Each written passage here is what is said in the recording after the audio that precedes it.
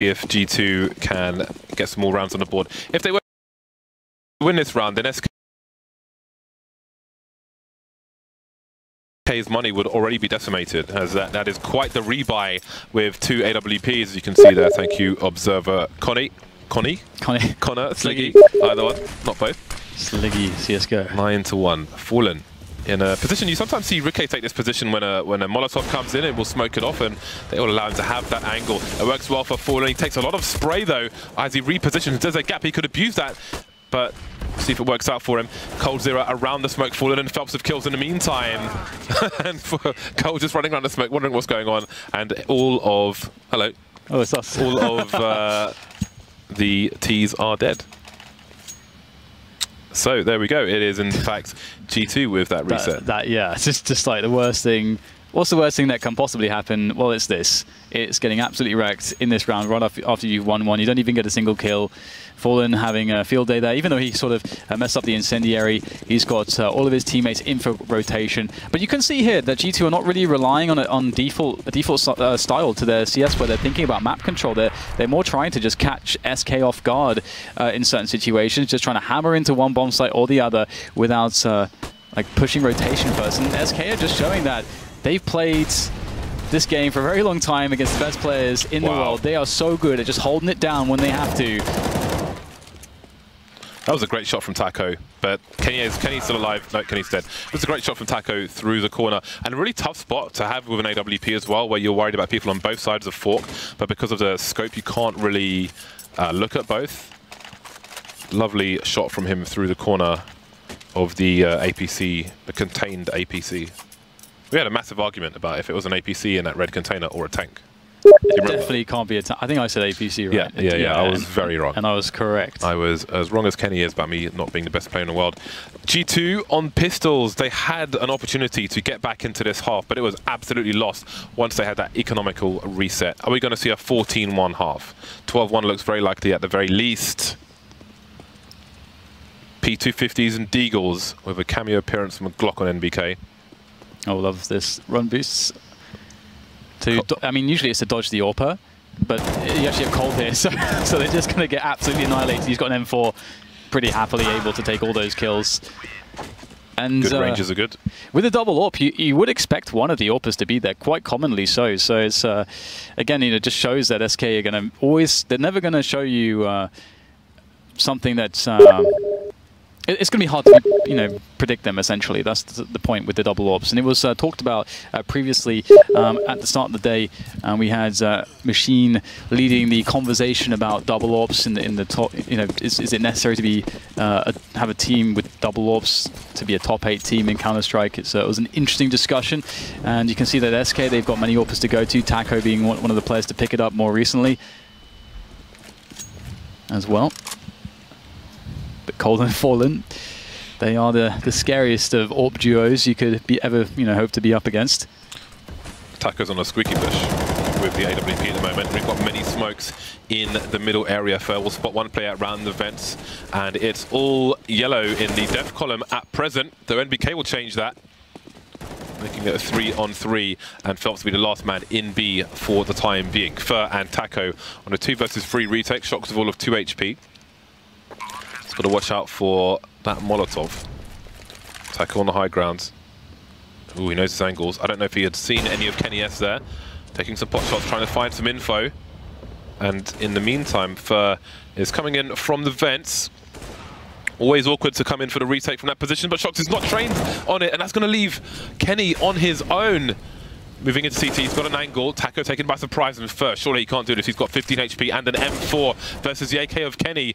Dropping some flashbangs, but that's allowing Fur to reposition. Now he's on the site. Has he made a mistake? The bomb's not planted for him either. Or maybe it is. In fact, there's a small gap, and Kenny manages to do it. The flashbang was coming out from Fur, but it might have been too much to ask. A second round on the board for G2. Yeah, desperate second round. All that is possible is 3. That's kind of a scary situation when you're against the likes of SK. And G2, they've, I mean, sometimes they find, you know, fortune with these very fast rounds. Like here, again, another very fast round, which was not reliant on map control. It's just going for a rush to beat quick B split. They hit their entry frags this time, but now we see the triple AWP here from SK. Again, it's the last round, so typically you would only see this if they could pick one up during the round, but here it's like that one round kind of shock factor. Will it pay off for them as the fast rush comes into mid? We get great trade killing coming in here from G2 to give them a two-man advantage in this 4 versus 2. Cold around the car. That's a lovely shot to NBK, and he spots the play in the highway as well. 2-on-2 retake. All information is known. You know there was one mid and one car. Bomb planted on A.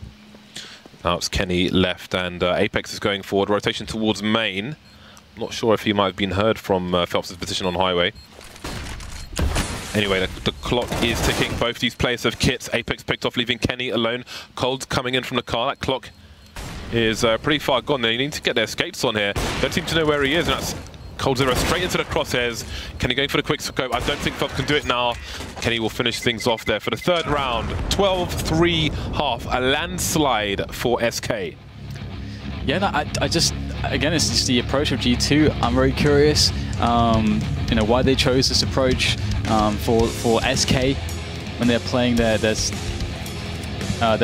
side. It didn't really seem to be working out too well for them. SK was sitting on the bomb sites. They're allowing G2 to come to them, just hitting their shots. And we never really saw G2 pressuring SK in a way in which they were able to take some map control, get a pick here, pressure the rotation, try to play off that CT rotation, force SK to try to make a play to get that information back, and then try to capitalize on that. So, you know, some more normal stuff for Cash. So just a different style from G2, and we'll see whether or not their CT side can be better. And they'll start things off with a 4-man push towards B storage. Cold, it must be thinking, what on earth is going on?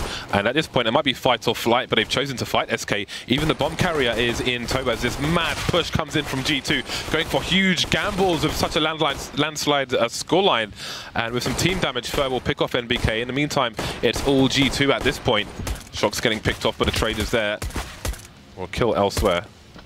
Phelps now, last man, but he won't last very long. And it's interesting, I think there are two schools of thought when you see like 3+ players charging that situation.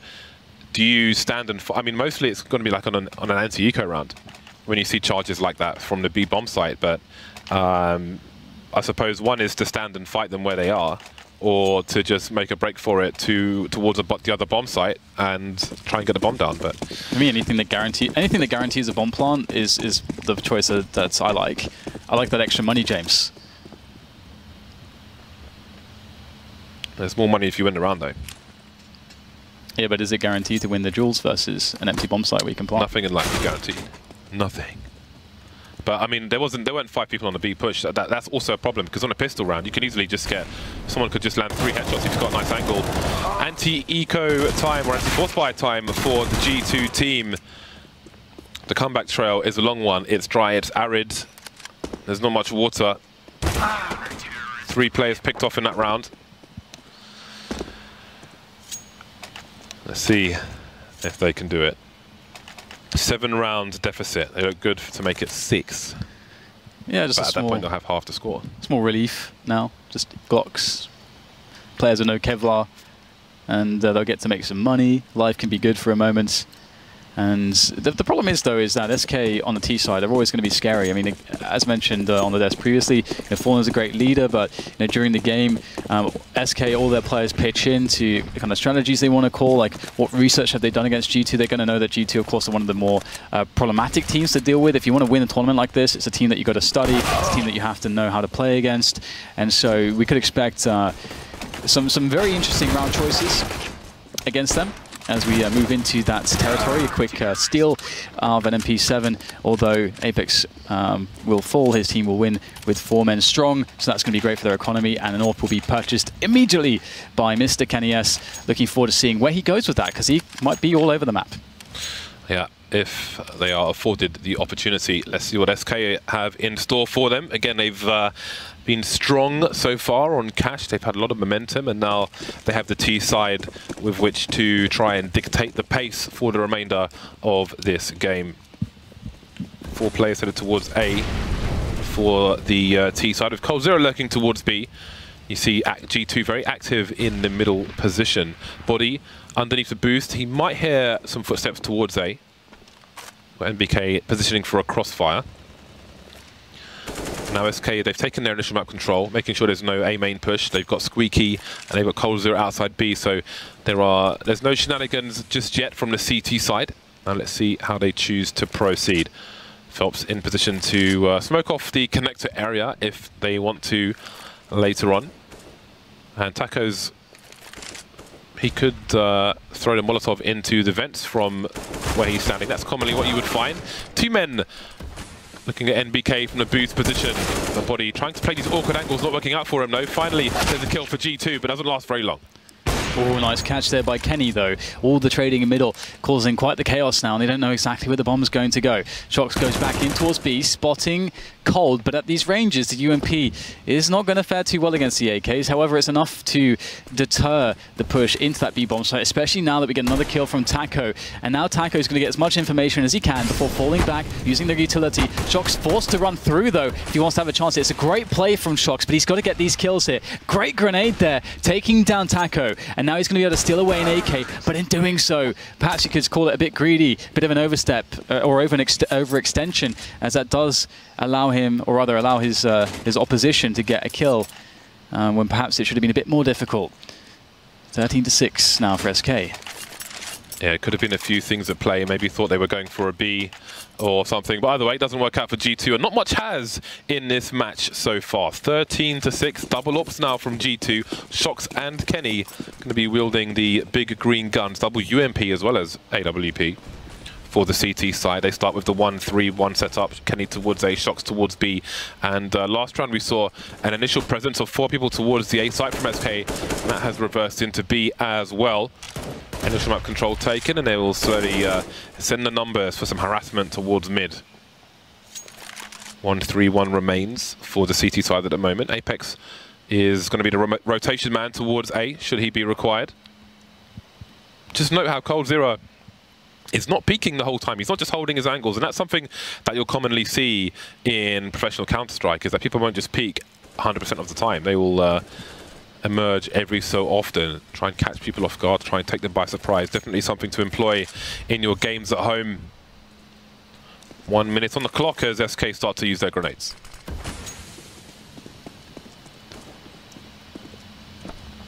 Very quiet at the moment.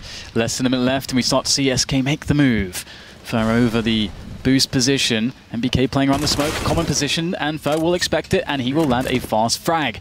Now it puts it to a very fast exchange as middle is up for grabs for both teams. Looks like SK will find a way in, though, after a flurry of kills. 2 AWPs here, Shox and Kenny left to defend. The flick shot, not enough time for it to come in. Fallen too quick there with the Galil, no less. Able to find a fast headshot, leaving things down to the man Kenny, yes, but there's just a slight window where he was unable to stop and scope up, and he will get taken down as well. So many spots where G2 are getting sort of out-timed, just caught off guard, and that's a 14-6 for SK, a mere 2 rounds away now from crushing G2 on cash. With 1 minute on the clock, G2's utility comprised 1 flashbang onto Kenny S, and I think that tells the story of the struggle that they have had in this match so far. 14-6 in favor of SK. We have the force buy from the CT side. Body with the 1 rifle, the Galil, the French gun no less. The rest of them down to pistols with smokes here and there, and the flashbangs are quite rare at this point. So again, you'd feel like G2 have to show some aggression somewhere, but again, that will be expected from SK, and we've seen their slow approach in these T rounds, exhausting the utility and maybe the patience of G2 as NBK's taken down towards Highway. 1 minute 13 on the clock. We've still got Cold lurking towards B. 2-0-2 for the CTs at the moment. Yeah, awkward spot for G2 to say the least. A quick play with the 5-7 will find a frag though for Apex as he steals away an AK-47. A nice prize for him, and it may very well aid the defense. He might look to palm it off to a teammate who's a bit healthier. We'll have to see. Looking to flash in Mr. Kenny S as he finds himself a skull, but he can't find himself a connection with that CZ, as now the push is going to initiate onto that A-bomb site, and Kenny S is looking for that premium engagement, that good timing as these players start to rush in for these close ranges. Catching Apex on the off angle, there is Fallen with the orb, as now it comes down to Kenny S. That's a good chunk of damage, but can't find the kills, and that really is what it all comes down to in this spot now, as Shox makes his way in. Too many angles to be concerned with, as he is pushed into 2 angles. Cold is going to finish off everybody as it goes to 15-6 now, and SK a mere round away from this victory, and it's looked very flat so far for G2 in this series, or rather, sorry, this map, this best of 1. The struggle is real. The struggle is real. WMPs in what could be the last round for G2 on Cash versus SK Gaming. CZ57 Deagle, and a lot of grenades for G2. They've got a reasonable amount of flashbangs for this round. CT's moving towards the A site with 3 players, and we've got Body and Shox deep towards B. Body playing behind the box, again hoping for something, and they've got great timing there. The grenades are out for the T side, and that will yield them 2 kills. Perhaps later they can go back and get some gun upgrades as well. A small sliver of hope perhaps for G2 with a nice aggression indeed, and an AK stolen away. Body will certainly be happy with that. Further creeping up might find a great timing, and indeed he will. Just not looking at middle, but MBK somehow finding himself a very fast Deagle shot to trade it immediately. That's what you want as Taco now in a 1 versus 4. He does have the bomb too, so can't count him out just yet. He's been doing crazy stuff, at least on the first half on the defensive side, but here now he's given up his position. He's given up a lot of health, and now it looks like he'll give up on the round as well, as he will just take the orb and try to go for the save. However, G2 with, of course, you know, next round is a loss. They may think about trying to take this orb down, try to steal it back and away. We'll have to see what the decision-making will be here. SK don't have the best money ever, so it could be a play that would yield a nice result, denying SK some orbs in the future. Looks like G2, though, there will be the gentleman's agreement, and no one is going to go for the frag. Kenny, rather, Taco will be defensive, and Body, MBK, and Kenny will just hold on to what they have, and we will just see a slow end to round number 22. Yeah, for the most part, the money is in the hundreds per person for G2, so they cannot afford weakened defenses in the future rounds. Again, they need every single round. They now need every single piece of equipment with which to do that. Heads definitely still in the game at the moment. Won't be the first time they've played against match point. 7 rounds on the board for G2. SK spreading the money around. Let's see, we've got Fallen with the AWP for only the Tech 9. And they've got their grenades as well, so we'll see what they can do with it. I'm sure they've got a plan. 2 players going towards Squeaky Door now, and they may have a nasty surprise. Fallen missing his shot. He's got support, but he goes back for the repick. That is well cheeky. He loves it, doesn't he? He's very aggressive when the time is right.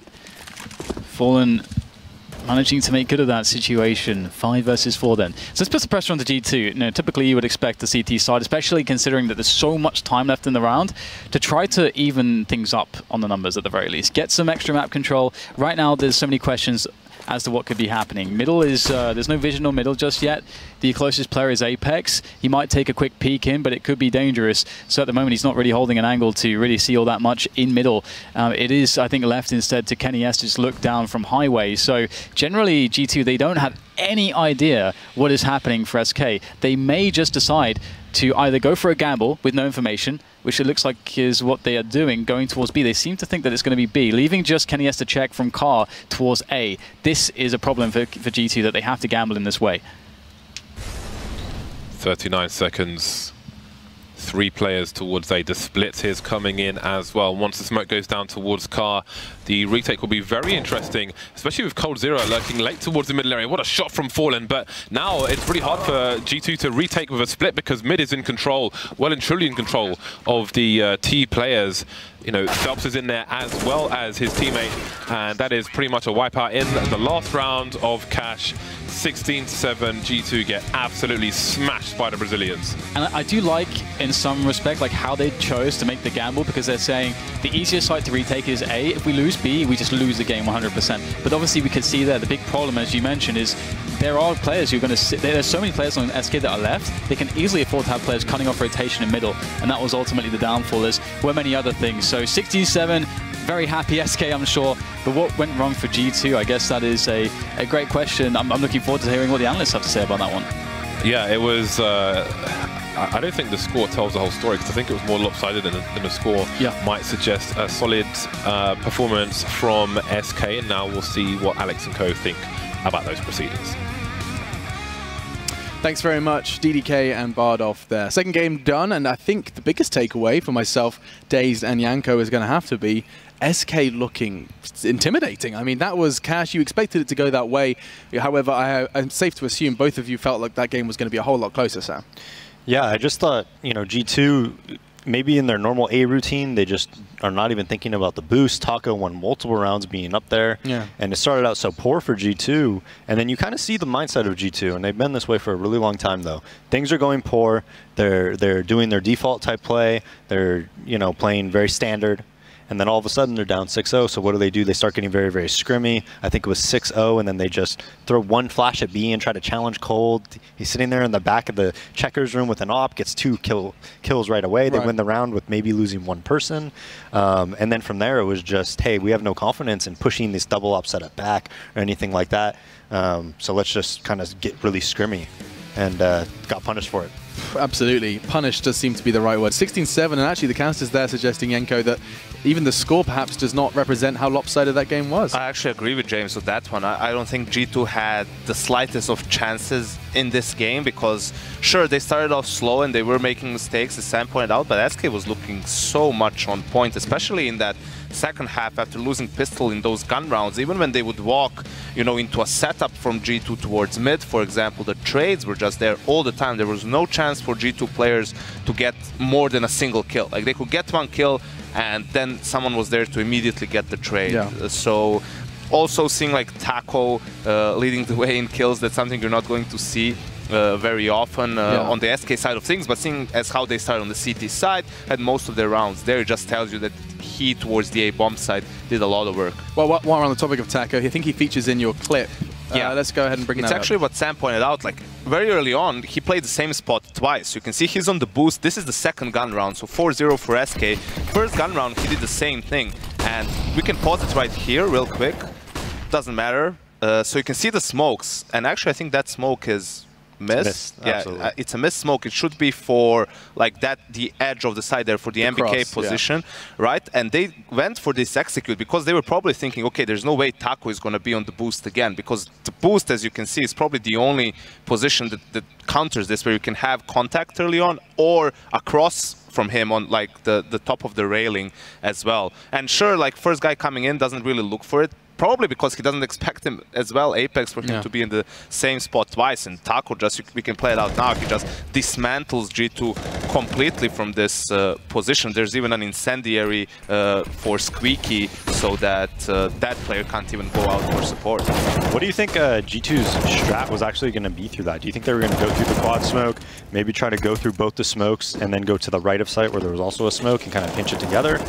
I wonder what... Because the NBK would have been smoked as well, right? Yes. So they had Fork blocked, NBK blocked. Fork, highway, NBK. So basically, like, all the entrances towards the site are blocked, which is a bit counterintuitive, right? But another thing is, you can either flash through NBK or flash through highway and wrap towards that back of sight. And that's also like tricky because you can flash inside the smoke, and the CTs, you know, you can still be exposed no matter where you stand. So I'm not really sure what the plan was 100%, but you know, because they died before they could even move towards either of the side, we can't really tell. But it is one of those strats where you're kind of going for the element of surprise. I'm actually not sure Did you see it? Because maybe that smoke was a CT smoke to potentially to counter them, to the molly, so they can smoke out the molly. I didn't see it, but in either case, they got destroyed by Taco, and I think that was the main thing in that round, that he was again on that spot, and really don't expect a person to be there 2 consecutive rounds, because he almost got punished for it in the first gun round. So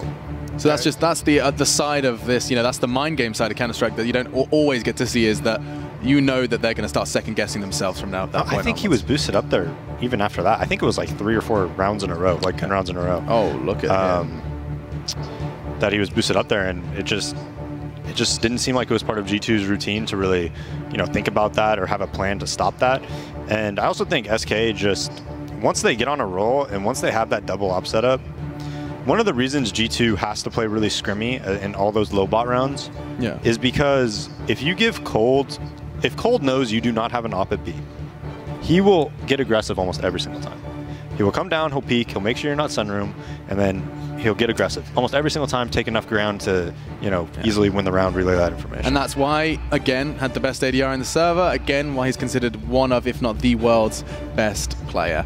Just while we're on the topic of that boost, for everyone at home that's perhaps unfamiliar, and I think this is a question that I'm sure a lot of people may want to ask, is that when someone is playing that spot, when they are playing that effectively and regularly, and you are, for one reason or another, want to push A, what is the counterplay to that boost? Because, I mean, there is not a Molotov, is there? Like, bounce off the skybox? I mean, what must it be? A flash? If you, first off, if Taco's peeking like that, then, like, to the right, he like, in the 4K he got, right? He kills the guys that are coming out, then he peeks to the right. If he's peeking to the right off the start, you could definitely trade it. Sure. It's a very, very T-sided shot if you simply check for it. Especially if you come out at an entrance of A main and then check. Yeah. And you just, because you're wide strafing, whenever you're up there, you're trying to have trigger discipline as well. So you're never like just immediately going to shoot as fast as possible. You saw what Shroud did. I mean, you're familiar with that. Yeah, you have trigger discipline there, like every single time, because you got to get that first kill clean. You have to, or else it's just not going to work.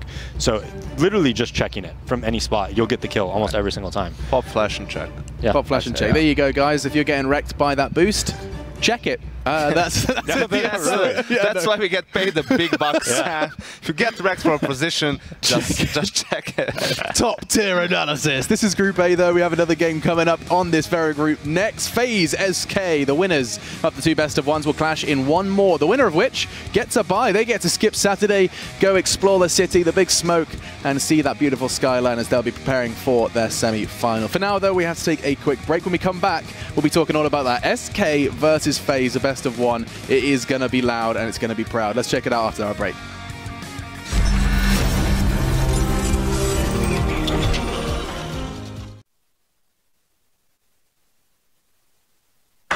Do you play Counter-Strike? Do you want to play with the pros? Do you want to play against this guy? Going in for his team. Oh! Or this guy? Perhaps even this guy. Okay, maybe not him. Sign up now to FACEIT.com and take your game to the next level. Play against the pros only at FACEIT.com. My name is Forrest. I'm GetRight. Freiberg. Want to beat an old timer like me? Come try us at FACEIT.com. The home of all the good stuff.